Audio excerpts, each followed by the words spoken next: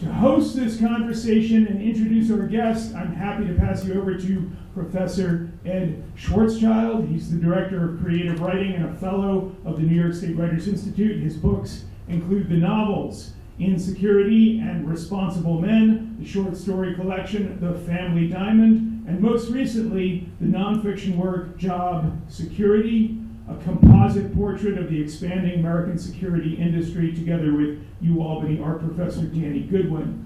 National Book Award winner Phil Cly called it a fascinating and intimate look at the security industry at the human level. Please welcome Ed Schwarzschild.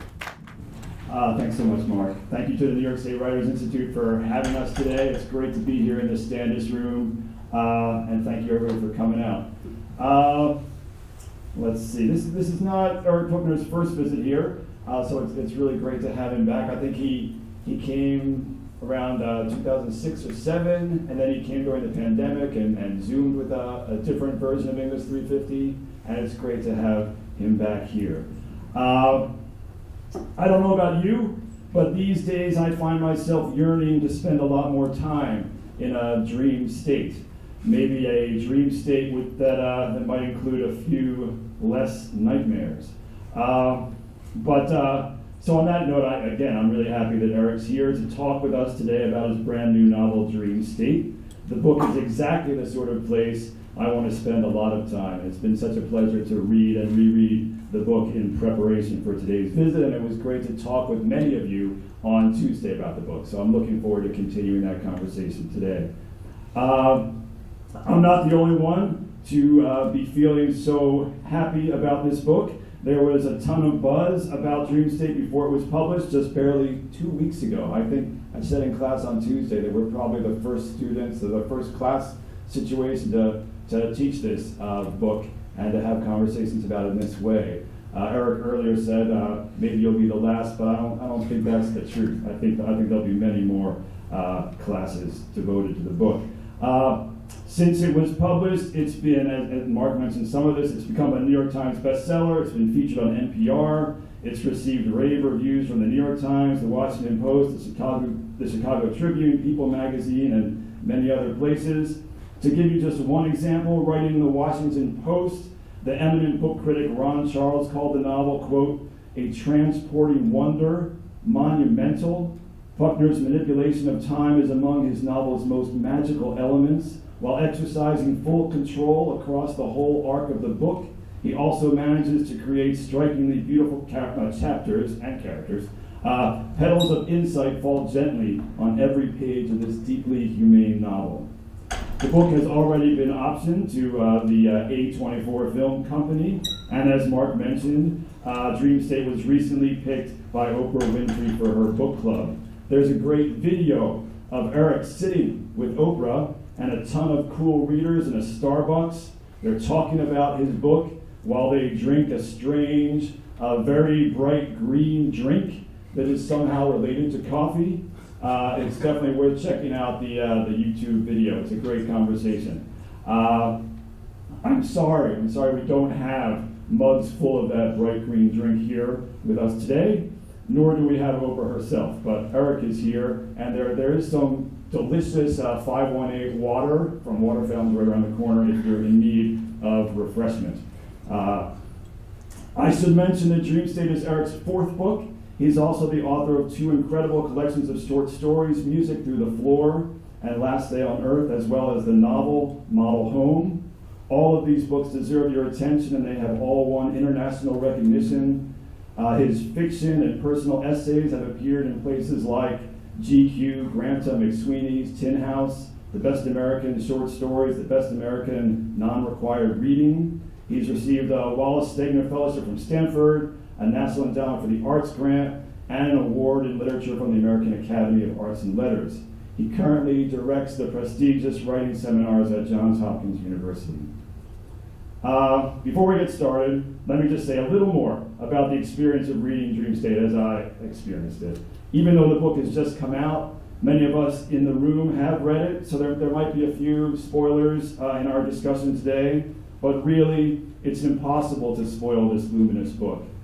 In class the other day, some of you will remember, I found myself resorting to too much sports talk, which I guess makes sense given where we are right now, looking out over the field. But I kept saying things like, you could tell this author was swinging for the fences, or he left it all on the field, or it's just touchdown after touchdown, ace after ace. I probably would have used cricket analogies if I knew anything about cricket. But I really probably should have been talking about skiing, but that might be something we can get to in our conversation. To put all this another way, when you read Dream State, when you spend time getting to know Cece, Charlie, Garrett, their families and friends, and the Montana they call home, one more page there, you will feel that your own life has been illuminated. You will feel a deeper appreciation for the world we live in and the ways we live in it. You will feel a deeper understanding of things you thought you already knew something about, like, I don't know, love, friendship, marriage, parenting, maybe even some things about yourself. I suspect you'll have to keep yourself from turning the pages too quickly. You'll want to slow down to savor sentence after sentence. Eventually, though, you will reach the last page, you'll close the book, and even before you do, you'll be longing to return to the extraordinary dream Eric has created here. Please join me in welcoming Eric Puchner back to you all. Thank you for that wonderful introduction. That was really, that means a lot to me. Thank you. I could have gone a lot, I could have kept talking a lot more. So typically the way we do these sessions is two people sit up here, one asks a lot of questions, then eventually we invite the students to join in. Today feels a little more, it feels different somehow because I know almost everybody here and a lot of you are in the class already reading the book. So I'll ask a few questions, but I really want the bulk of this time to be, I talk to Eric, pretty regularly or at least somewhat frequently, so I don't need to ask him that many questions, though I can. It'd be more fun for the questions to come from everybody here. But that said, you want to start with like what it's been like these last 2 weeks, like the sort of this is your fourth book. It's not your first rodeo, but it's got to feel a little different this time around.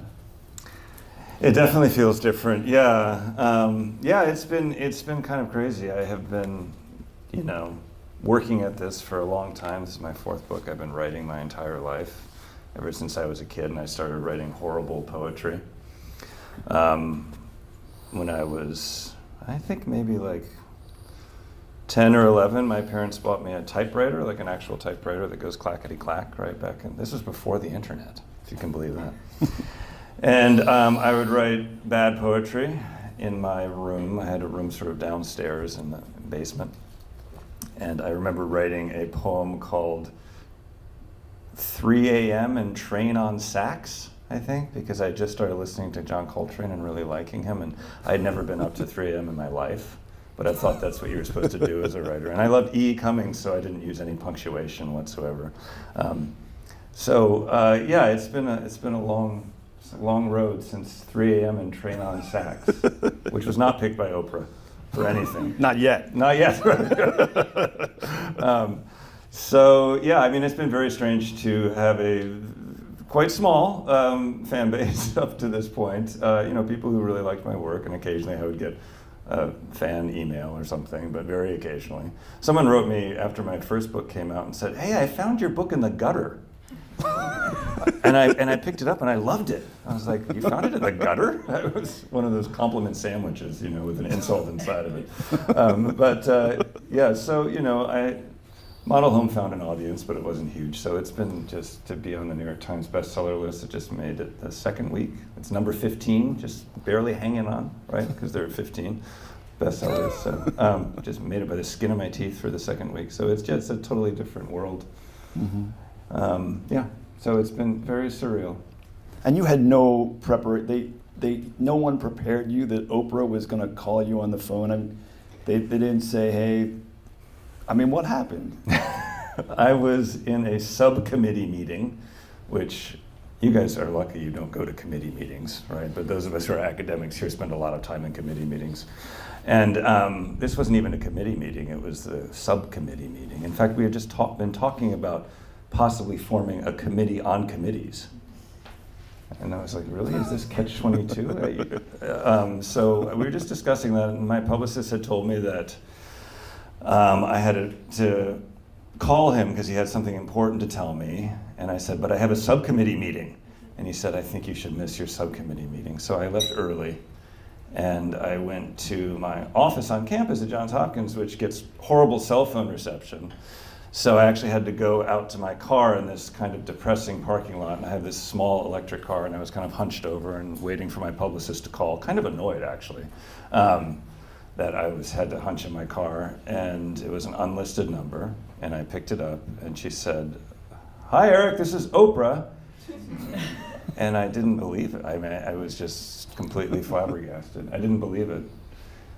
And then she started talking like Oprah, you know, dream state. And I was like, oh my gosh, it's either Oprah or it's Maya Rudolph from Saturday Night Live doing a pitch perfect impression of her. I was completely, and then she said really lovely, wonderful things about the book. We talked about Baltimore, and she was just really warm on the phone, and it began to sink in that it was actually Oprah Winfrey.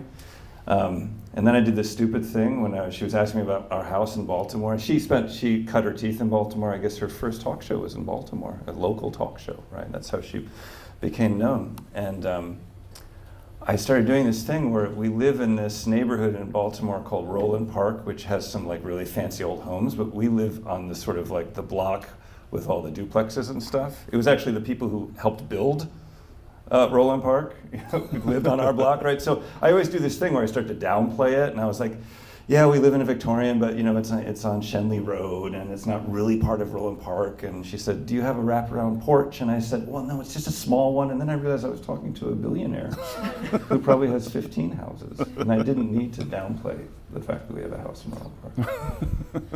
That makes sense. I'm sure we might come back to that subject. I don't know about wraparound porches, but Oprah and life. But I'll ask just a couple more. Can you talk about, the book before this was a story collection. You've written story collections throughout your writing time.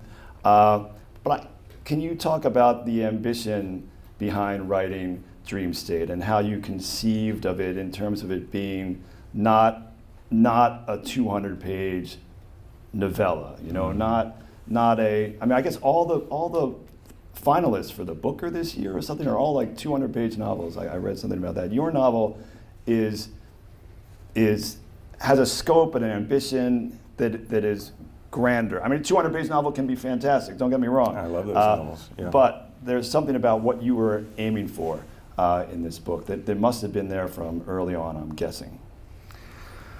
Well, I'll say that I really admire those 200 and 250-page novels. I've always sort of wanted to write one, but I seem incapable. I don't know what it is, but yeah, I really like books that are super ambitious. I like novels that are super ambitious. I mean, my favorite novels are those old Russian novels. You know, I love Tolstoy, I love Dostoevsky.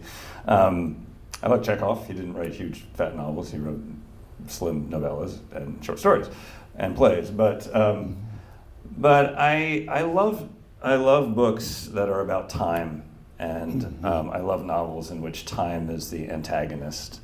They just move me, and I can't really explain it unless I was psychoanalyzed or something. Why? But I think I'm kind of death haunted.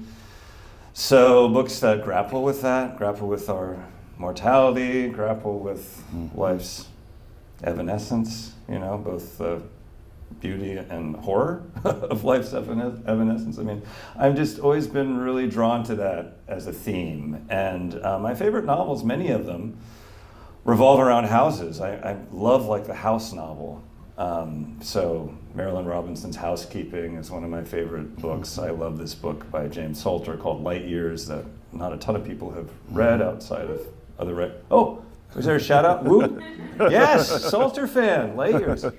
It's one of my favorite novels. I reread it a lot. Return to it again and again. To the Lighthouse, of course. So, you know, novels that are about houses and houses getting, and Beloved too is a great house novel.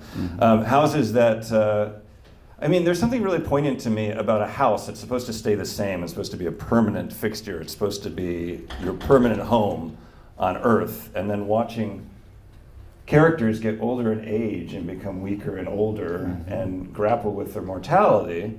And also the house, of course, is not a permanent home, as we know, especially in the age of climate change. That houses are just as vulnerable as human beings are, in some cases more so.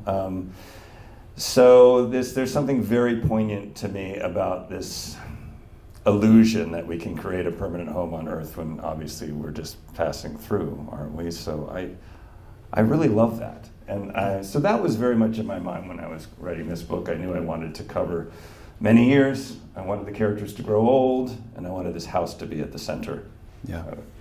Is there a first time you remember reading a book in which, like, time was a character that sort of moved you in a way that surprised you? Is there a first time that happened that you can recall? I'm sure there is, but I've never thought about the first one that I read. But all I can say is that so many of my favorite novels, and I don't know if I pieced that together immediately, but when I started to think about this theme and I went back and thought about a lot of my favorite novels, I love Jennifer Egan's A Visit from the Goon Squad, and that is all about time. And I mean, one of the things that the book does in the second half, actually the second 2/3, is that an oxymoron, second 2/3? I don't know if that makes any sense, but one of the things the book tries to do is it moves through time in hopefully a kind of inventive way in which a lot is elided, a lot is left off the page, and a lot of things happen in the white space between chapters. And that was a very deliberate thing that I did because I liked the emotional effect of that. Particularly, I was interested in the idea of the characters and the readers being surprised by how much time had elapsed from one chapter to the next, right? So in the same way that we are, you'll know this, you guys are so young, most of you, but you'll know this as you get older, suddenly you wake up and it's 2025 and 10 years have passed and you can't believe it. Or you look at your kid and suddenly he's driving and the last thing you remember was, helping him blow his nose. So it's there's something about that kind of existential surprise that I wanted to capture in the book, and I wanted it to happen to the characters again and again throughout, where they said, "Oh my God, how did we get here? How did we get this old?"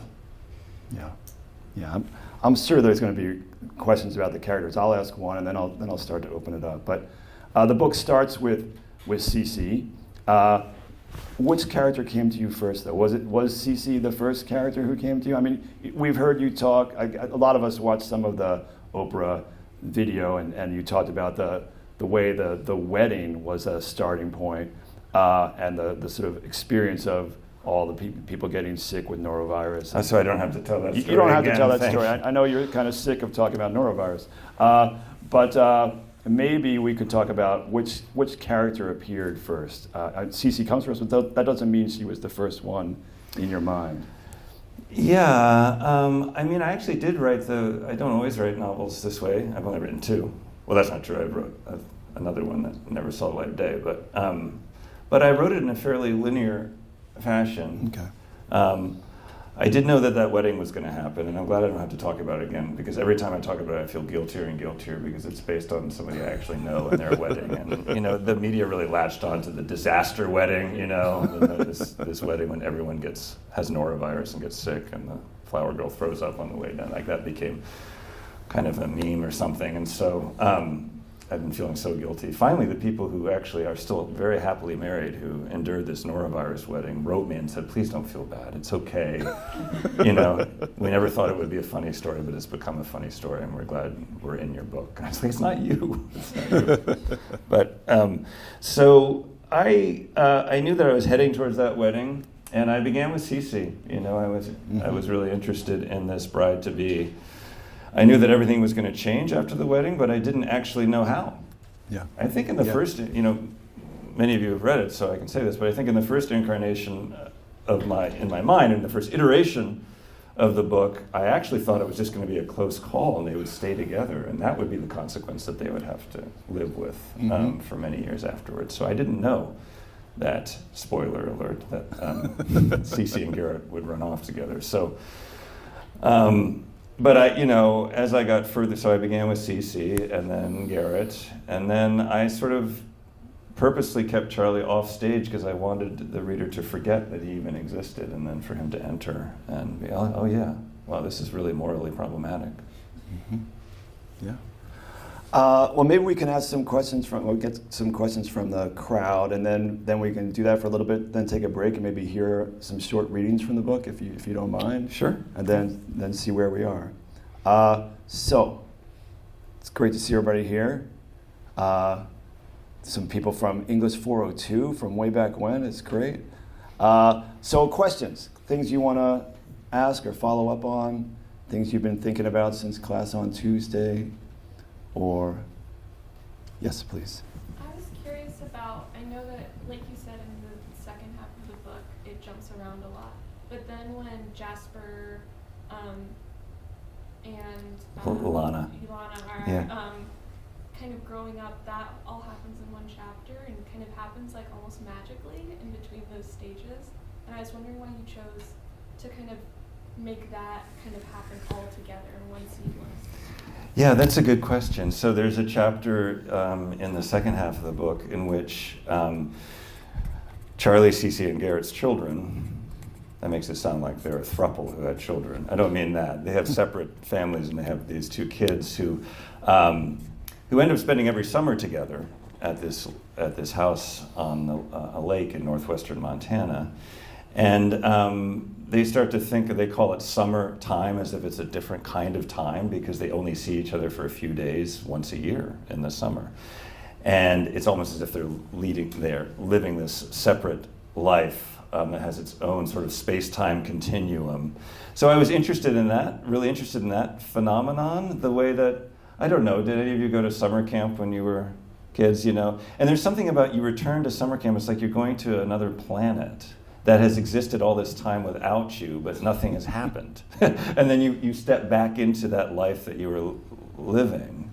And so I was just interested in that, sort of capturing that emotional experience that's very unique to something like that. And the way that I came up with capturing that on the page was to have time sort of skip forward without the characters or even the reader really knowing it, and so providing details to hint that time had elapsed. And I had to actually fight for that because several readers and my editor as well, he didn't push me on this because he's a wonderful editor, but they wanted me to use white space for the time transitions to be clearer.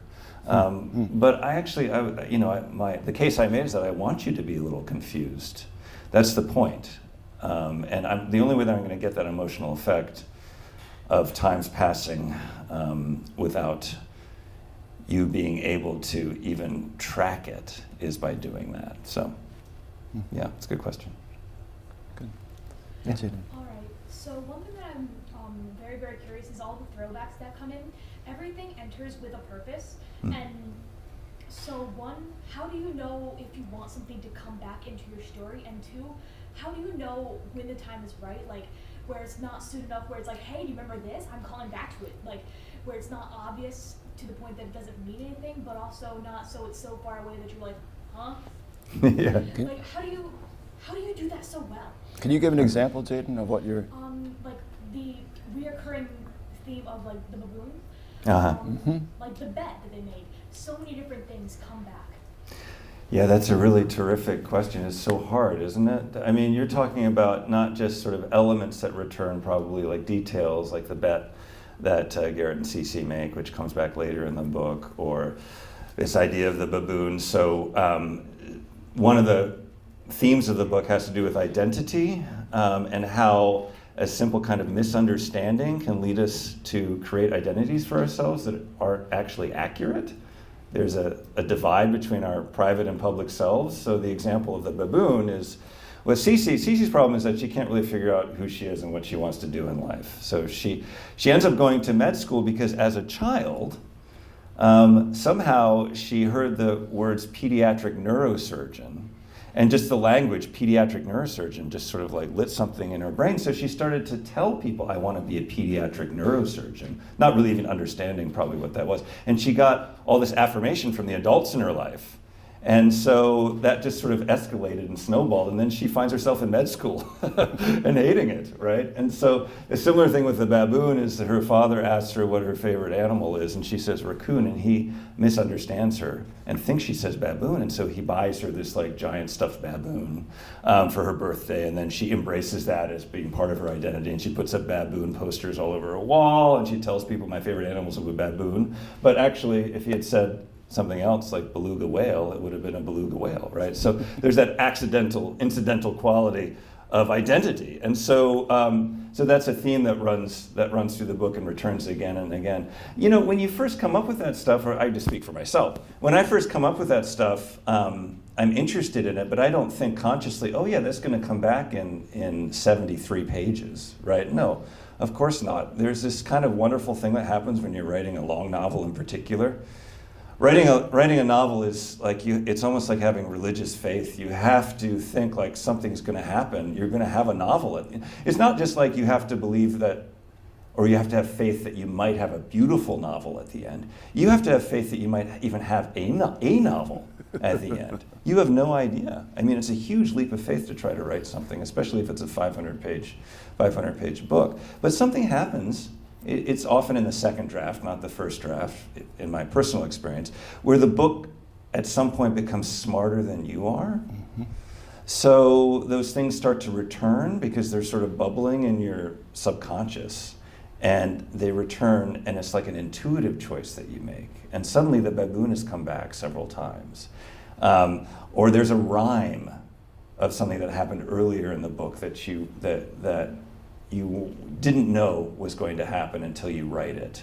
And those are the moments that make writing so gratifying for me, where things start to come together almost magically like that. Yeah, but that's a good question. I don't think it's something you can plan for.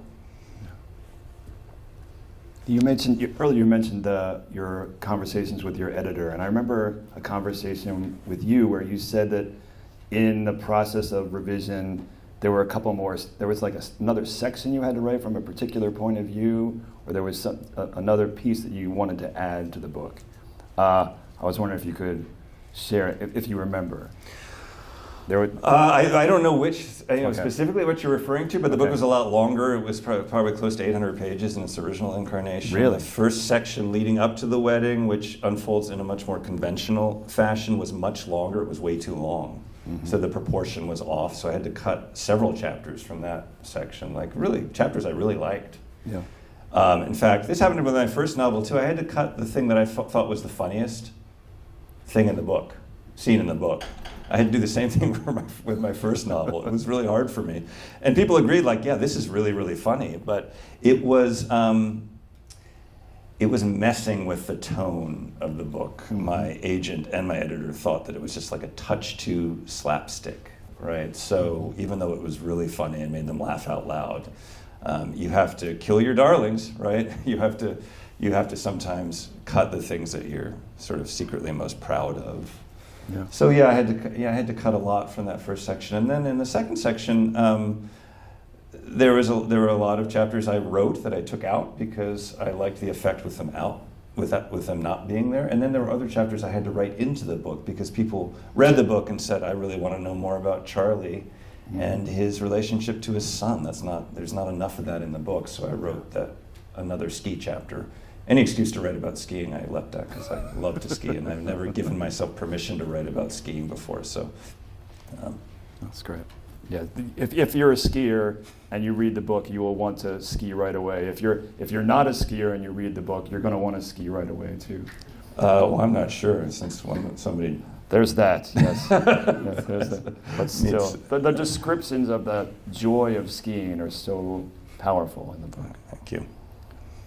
Other questions? Gabriel? Was it hard to write characters who were always so dissatisfied where they were in their current life at the moment? No, that came easy. It's interesting because I've made the mistake of looking at my Amazon page and reading reader responses. I think there are some readers out there who are allergic to what they interpret as being unlikable characters, and I always love my characters. So I think when characters are flawed, some people just interpret that as the characters being unlikable. But God, we're all deeply flawed, aren't we?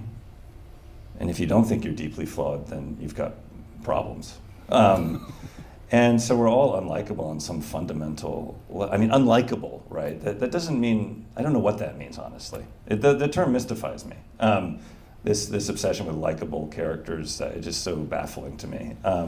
Because it's very hard for me not to like a character if I sympathize with that character, if I understand why the character's doing something, even if they do horrible things, like I still like them because I understand them. It's when you don't understand why a character's doing something that maybe becomes an issue. So, no, I'm drawn to characters who mess up. I mean, only trouble is interesting, really, right?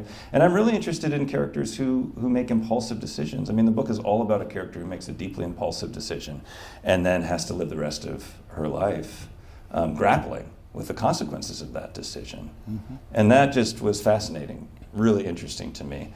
And also the trapdoor of regret, this idea that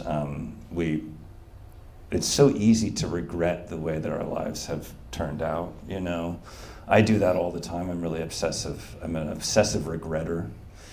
And I think about, that sort of life is elsewhere phenomenon all the time, like if only this had happened, or if we hadn't taken the job in Baltimore, or if, but that's not a route to happiness. But it's very human to do that, to grapple with the sort of road not taken, in our minds at least, and to feel regret. So no, I mean, that wasn't hard. That came very easily, depressingly easily for me. I've been thinking a lot about this.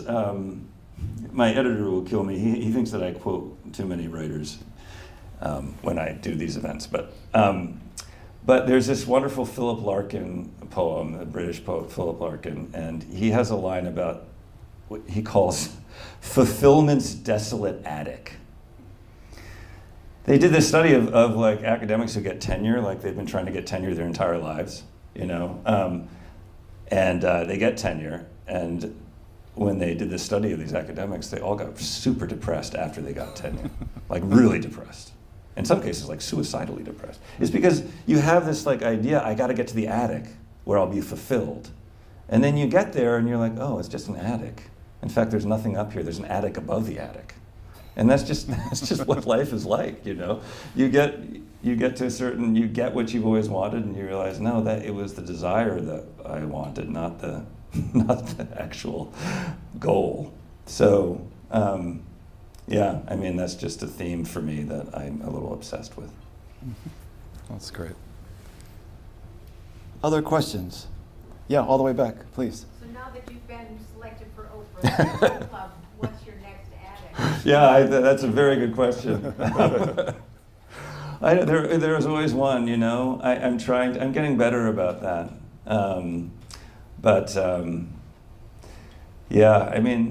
I think as I've gotten older, I don't think you necessarily become wiser as you get older. You become stupider in some ways, but you do become wiser in other ways. And I think one of the ways I become wiser is not to trick myself into thinking that I'll be magically fulfilled once I achieve something, So I've gotten better at just thinking like, this is my life. And my life is usually sitting at home with my kids watching like Saturday Night Live reruns. That's my life. That's the attic, and it's not going to change. Good question. It's a pretty sweet attic. Others? Yes, please. It's a bit of a smaller question, but I was going to ask, what made you choose the setting of Montana, and how does it really correlate with the story you're trying to tell? Yeah, great question. This has to do with the book is not autobiographical, and all the characters are made up, right? That said, there's a lot of emotional truth in the book, I hope. I have been going to northwestern Montana for 25 years every summer with my wife and my family, once we had kids, because my father-in-law has had this house. Actually, he didn't have it forever. His great-grandfather, I'm sorry if you've heard this before since I talked about it quite a bit, but his grandfather, so my wife's great-grandfather, came over from Lithuania. He was completely destitute. He was an immigrant, a Jewish immigrant. He ended up in Montana, in Glasgow, Montana, and he lived out of a packing crate because he had absolutely no money whatsoever. And the only way he stayed alive is that there was a train that went through town and it threw him coal so he could burn it and keep himself warm. I mean, if you've been in Montana in the winter, it is really cold up there. And he ended up starting a dry goods store in the back of a saloon and becoming sort of a self-made middle-class man. And he ended up building this house on Flathead Lake in Montana. And apparently it took like 5 or 6 years because the guy who built it was a total drunk, and there is no right angle in the entire house. Like whenever a contractor comes to the house, you're like who built this thing? And it's very when we say we go to Montana every summer to this house, people have this idea of this idyllic house in the woods and it's beautiful and secluded, but it's not that way at all. We've got houses right next. I mean, the house next to us is where that speaker is, and there's a libertarian who lives there who is unfortunately, our driveway is technically on his property, so it's an easement situation, and it drives him. He's a retired dentist libertarian. It drives him insane, so he sets up cones. You can't go past this cone, this is my property. And so we've got him on the other side and another a woman who doesn't speak to us with a ferocious dog on the other side. And there's a major trucking route between the house and the lake, but it is on the lake, and there is a dock that's on the lake.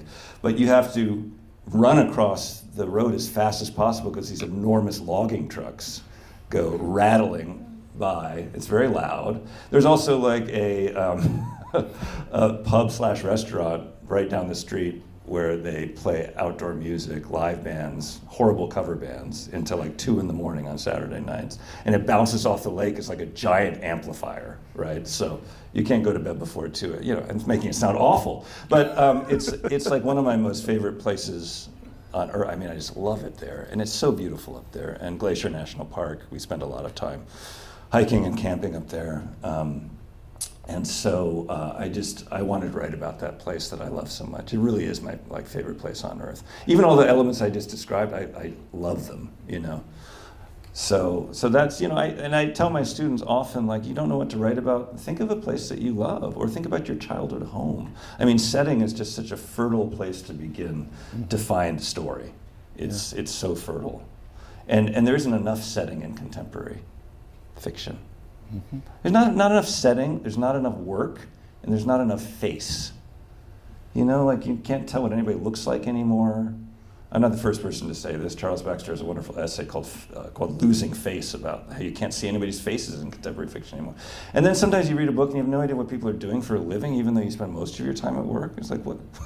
So it was very important to my editor wanted me to cut some of the Wolverine stuff in the book. Mm-hmm. That one of the characters becomes a wildlife biologist tracking wolverines. And I was like, no, I refuse to cut the Wolverine stuff because I wanted him to dramatize him at work. That was really important to me. I mean, just I guess a follow-up to that question in a way is something we talk about in 402 and 350 in these classes is how do you negotiate the use of your real life, right, in fiction? How do you borrow from your life and transform it into fiction? What are your personal rules about that, or what kind of calculus do you use to know, okay, I can say this about this person and put it in somebody else's person, and that's okay, but I wouldn't want to do this other thing. How do you figure that out? I mean, that's a really big question, and I think writers are grappling with it, especially now, in a way that maybe they didn't before. There was this sort of swaggering, romantic ideal of the writer, like Tolstoy, who I adore, but who wrote about everyone he knew. Hemingway wrote about everyone he knew, thinly veiled, or not so thinly veiled. And what I was always told by my writing professors when I was cutting my teeth, I was an aspiring writer, was you're supposed to write as if everyone you know is dead. Right. That's the famous adage, write as if everyone you know is dead, as if that was a good thing. And my wife even, I subscribed to it, and my wife did too. For a long time, she had it taped to her computer. She's a novelist, a wonderful novelist. Write as if everyone you know is dead. And I would think, including me? Whenever I walked by her computer, but yes, including me. If you're a real writer, you march to a different moral drum or whatever, you know. I don't believe that anymore. I wrote an essay for GQ magazine about my father, and my brother, who had a very different experience with my father because he's 10 years older than me, didn't talk to me for a couple of years, was furious about it. And I'm not sure I would write that essay again. Like, there's some things more important than fiction, believe it or not. You know? The essay was nonfiction. That was nonfiction. I should clarify that. With fiction, I mean, for me, I don't write nonfiction anymore. I used to write quite a bit of it. Because no matter what I would write and get published, someone would be mad at me. Like, I just got tired of people being mad at me. Even when I wrote like these really hagiographic things where I was like praising people and talking about how wonderful they were, they would get mad at me for something, for some detail. I wrote this piece for GQ magazine where I found my like double doppelganger. Has this stupid title they came up with called The Cooler Me. But the idea was like I wanted to find somebody who was my same age with a similar level of education, who had gone and lived an entirely different life than I have. I was sort of seeing the connection between but like the bohemian life I always thought I would lead. I had this idea when I was a young person that I was going to live in some kooky co-op with other people and like walk a lobster on a leash and that sort of thing. And certainly I would never get married and have kids. That was like, you know, oh my God.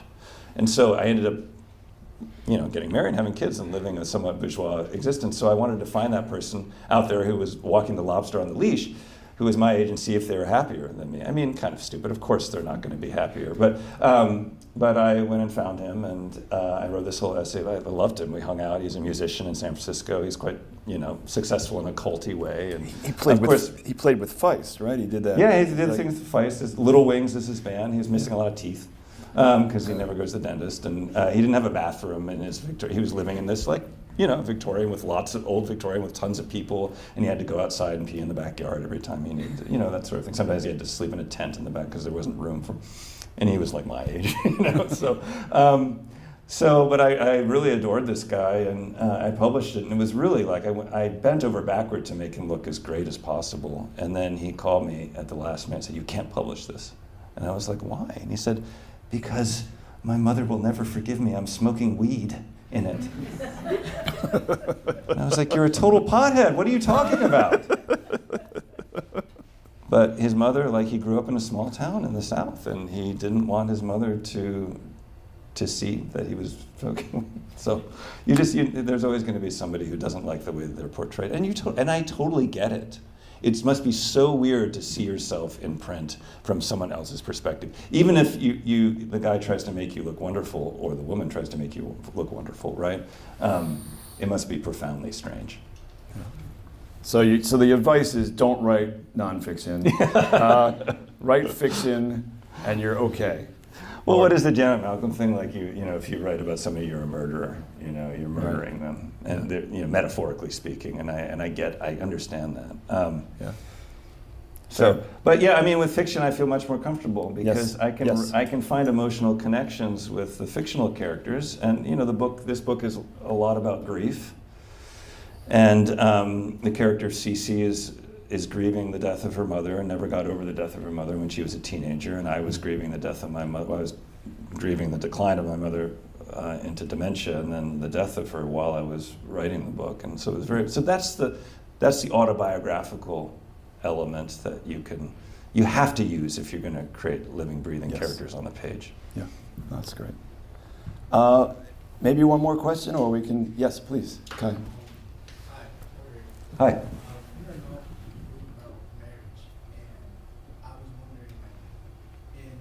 How do you approach that? How do you approach that in getting married and being married? So are you asking about writing about marriage, given that I'm a married person and must hate it? Oh, yeah. Okay, good question. Yeah. I'm really interested in marriage as a phenomenon, especially because, like, so many young people, like your age, are maybe questioning. I mean, have always questioned marriage, and I did when I was younger, as I said. We definitely questioned the institution of marriage, especially before gay marriage was legal. In fact, we didn't get married until it was legalized, because just out of protest.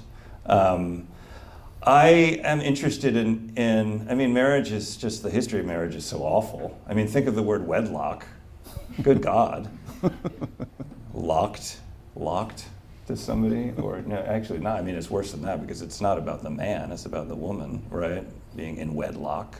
So I have very ambivalent feelings about marriage at the same time that I'm really happily married, and marriage in some ways kind of saved me, you know? So, yeah, I wanted to try to capture that ambivalence. And I wanted to write about just like, marriage is really wonderful, but it's also really hard. And so I wanted to try to capture that on the page. And you go through really hard times when you're married to someone where you wonder whether, you know, it was the right choice. And then other times you can't imagine not being married. So yeah, hopefully that all went into the book. And as I get older, you know, that ambivalence, and my wife feels this too. It's not me, it's going both ways. But I think as we both get older, we get less and less ambivalent about being married. Do you want to read a little bit, Eric? Sure. If you don't mind. Well, maybe because I was just talking about grief, I'll read a little bit about Cece and the death of her mother, and her response to it. And just read a few paragraphs, maybe? Is that something? That'd be great. Okay. Let's see.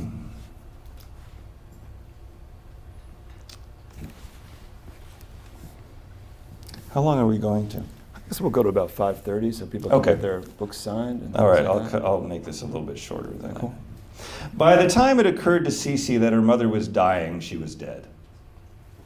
Even then, it seemed like possibly a mistake, like there was no way in hell her mother would have agreed to it. Cece hunched through the memorial service, unable to speak or move or smile. People hugged her, one after another, a series of random blows. At the National Cemetery, she stood on the perfect lawn, rolling down to a smudge of ocean in the distance, the tombstones a run of dominoes waiting to be tipped, feeling like she'd been beamed to an alien planet. She could not fathom her own fingers. It was a military burial, with guards of honor and a flag-folding ceremony and a lone bugler playing taps. The long, sorrowful notes floated over the cemetery, turning everything into the tragic plot point in a movie. The grave sites and their wilting flowers, the guards of honor frozen like statues, the hole in the ground where her mother would be lowered and transformed into a skeleton. Such was the grace and beauty of the bugler's playing that Cece, returning to earth for a moment, couldn't help being moved. It seemed to give form to the precious void inside her. Then the bugler stopped in mid-note, as if he'd forgotten what song he was performing. He turned red with embarrassment. Finally, he took the bugle from his lips and shook it, and it played the lost note for a second, as if possessed by a ghost. It wasn't a real instrument at all, Cece realized, but a stereo made to look like one. The thing had run out of charge. A couple of the mourners giggled. Cece glanced behind her, startled. Later, in the middle of the eulogy, the bugle began playing again from its case. Strangeness and sorrow, strangeness and sorrow. Cece went back to school, amazed that her life still existed. My mother is dead, she told herself over and over, not immune to its dramatic value. It was precisely this sense of being in a play or a movie that made her death feel temporary. At any minute, the play would end and her mother would be alive again, taking her to the beach like she used to every weekend. Cece would massage her head while they watched stupid shows together, dizzy with the smell of sweat and jojoba oil. How do you say that? I don't know. Jojoba, I think. I've never read this out loud. That's how Santa Claus says it for sure. Dizzy, right. Dizzy with the smell of sweat and jojoba oil. That smell. When Cece was little, she used to suck on her mother's hair, put strands of it in her mouth. Cece missed her so much it howled through her like a wind. She stopped eating. On the soccer field, she stood there shivering, staring at the grass. Her friends, understanding at first, eventually gave up on her, stopped asking her to parties and the Galleria, to bonfires at the beach. When her father wasn't home, Cece sometimes sneaked into his room and stripped the mattress, gazing at the orphaned sweat stain, pale as a shadow, where her mother used to sleep. Once the phone rang and Cece picked it up. Her mother's hair salon asking to confirm an appointment. She died, Cece said, perhaps too softly to be heard, because the woman on the other phone said, I believe so, yes, a coloring. Missed the last one, so wanted to confirm. The next day, Cece drove to the hair salon and showed up for the appointment.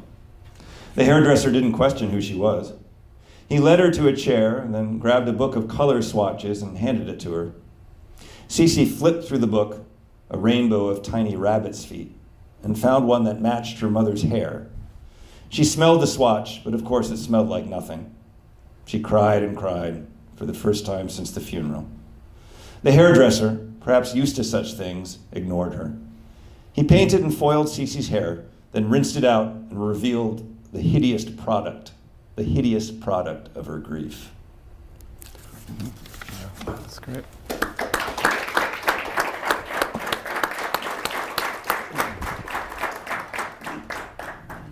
It's so great to hear you read it. It's so great to hear your voice and the novel together. It's hard to figure out where we would go after that. So I think we should probably, unless there's another question, we can pause here. We can thank Eric so much for making the trip, and then spend some time at the signing table. Get your book signed. Buy a book. It's a great gift for others. You don't have to buy a book, but they're there. You won't regret it if you do. And let's just say thank you to Eric again for being here. Thank you for having us so much.